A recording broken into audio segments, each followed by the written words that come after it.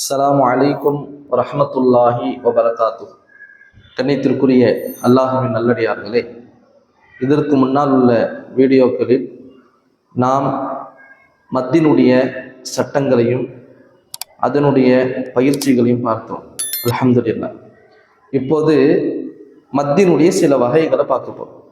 இப்போ பாருங்க, ஆரம்ப வீடியோவில் நம்ம பார்த்தோம் அலிஃபு, வாவு, யா, இந்த மூணுமே மத்துடைய எழுத்தாக பார்த்தோம். இப்போ இந்த மத்துக்கு மத்தே அஸ்லி அப்படின்னு சொல்லுவாங்க, அசல் மத்து.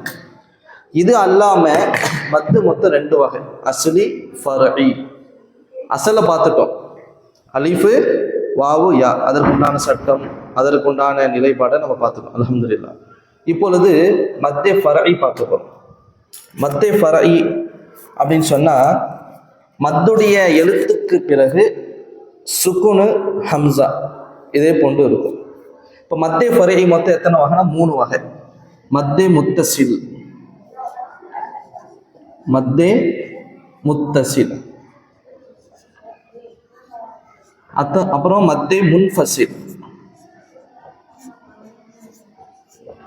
மத்தே லாசி. மத்தே ஃபர்இ மூணு வகை: மத்தே முத்தசில், மத்தே முன்ஃபசில், மத்தே லாசிம். நல்லா விளங்கின்னு, முன்னாடி பார்த்தது வேற, இப்ப பார்க்கறது மத்தினுடைய ஃபுரூகள். மத்தே முத்தசில், மத்தே முன்ஃபசில், மத்தே லாசிம், மொத்தம் மூன்று வகை. இப்போ மத்தே முத்தசில்னா என்ன, மத்தே முன்ஃபசில்னா என்ன, மத்தே லாசிம்னா என்ன, இப்போ அதை பார்க்கலாம்.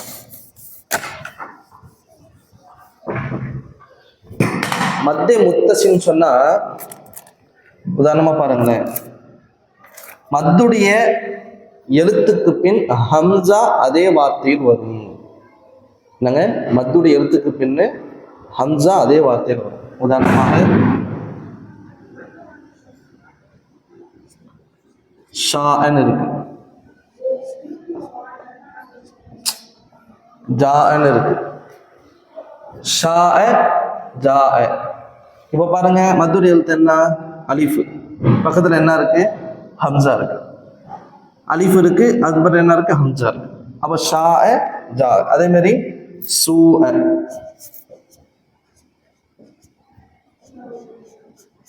இப்போ மத்துடைய எழுத்து வாவ் இருக்கு, அதுக்கு பக்கத்துல என்ன இருக்குங்க, ஹம்சா இருக்கு. இப்ப இதுக்கு பேரு மத்திய முத்தசில். இது எத்தனை அலிஃப் நீட்டி ஓதனு அப்படின்னு சொன்னா 4 அலிஃப், 5 அலிஃப் நீட்டுதலாம். உதாரணமா பாருங்க, ஷாஅ, ஜாஅ, சூஉ, சூஉ, அவ்வளோதான். இப்போ இதுக்கு மேலே இது மாதிரி அடையாளம் போட்டுருப்பாங்க, பெரிய மத்து, சின்ன மத்துங்கிற மாதிரி. ஹைர். அப்போ மத்திய முத்தசின்னு சொன்னா, மத்துடைய எழுத்துக்கு பிறகு அதே வார்த்தையில் ஹம்சா வரும். இது மத்திய முத்தசில். மத்திய முன்ஃபசின்னு சொன்னா, மத்துடைய எழுத்து இங்க இருக்கும், அடுத்த வார்த்தையின் ஆரம்பத்துல மத்துடைய எழுத்து வரும். உதாரணமா பாருங்க,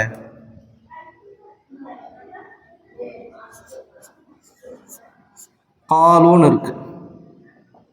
இப்போ வாவு என்னங்க, மத்துடைய எழுத்து, அடுத்த வார்த்தை ஆரம்பத்துல ஹம்சா வரும். காலு இன்னஹ, இது எத்தனை அலிஃப் நீட்டி ஓதுனே, 2 அலிஃப் அல்லது 4 அலிஃப் நீட்டி ஓதலாம். இந்த மத்துக்கு மத்தே முன்ஃபசில் என்பதா சொல்லுவாங்க. அதாவது 2 சென்டென்ஸ் வரும், 2 வாக்கியம். ஃபர்ஸ்ட் வாக்கியத்துடைய கடைசியில மத்து இருக்கும், அடுத்த வாக்கியத்துடைய ஆரம்பத்துல ஹம்சா இருக்கும். இதற்கு மத்தே முன்ஃபசில். மூணாவது நம்ம சொன்னோம் மத்தே லாசிம். மத்தே லாசிம் சொன்னா, மத்துடைய எழுத்துக்கு பிறகு சுக்கூனோ அல்லது ஷத்தோ வந்துச்சுன்னு சொன்னா அது மத்தே லாசிம். மத்தே லாசிம் உதாரணமாக சொல்லணும்னா,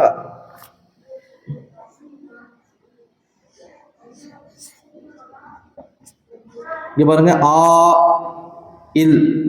இப்போ மத்துடைய எழுத்து அலிஃபு, அதுக்கு அடுத்த எழுத்து என்ன வந்திருக்குங்க, சுக்குன் வந்திருக்கு. இது மத்திய லாசிம். இப்போ தாபத்துன், இப்போ தாபத்துள்ள மத்துடைய எழுத்து அலிஃபு, அதுக்கு அடுத்து உள்ள பாவுல ஷத்து வந்திருக்கு, தாபத்தும். அப்போ மத்தே லாசிம எத்தனை அலிஃபு நீட்டி ஓதலாம்? இதுவும் அவசியமாக நீட்டி ஓத வேண்டிய ஒரு எழுத்தாக இருப்பதனால 5 அலிஃப் 4 அலிஃபு இதையும் நீட்டி ஓத வேண்டும். அப்போ மத்துடைய அசலை பார்த்தோம், அலிஃபு வாவு யா.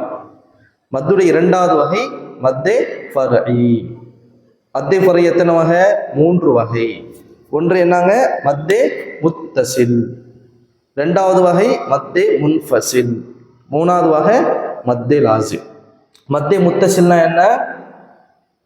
மத்துடைய எழுத்துக்கு பிறகு அதே வார்த்தையில் ஹம்சா வரும். உதாரணமாக ஷா, ஜீ, சூ, உதாரணமா. இது மத்திய முத்தசில். மத்திய முன்ஃபசில் என்றால் 2 வாக்கியம் வரும். முதல் வாக்கியத்துக்கு கடைசியில் மத்துடைய எழுத்து வரும், அடுத்த வாக்கியத்தின் ஆரம்பத்தில் ஹம்சா வரும். இது மத்திய முன்ஃபசில். மத்திய லாசிம்னு சொன்னால் மத்துடைய எழுத்துக்கு பிறகு சுக்குனோ அல்லது ஷத்து வந்தால் இது மத்திய லாசிம். மத்திய லாசிமை இன்னும் சில வகைகளாக பிரிப்பாங்க. இன்ஷா அல்லாஹ் அடுத்த வீடியோக்களை நாம் பார்ப்போம்.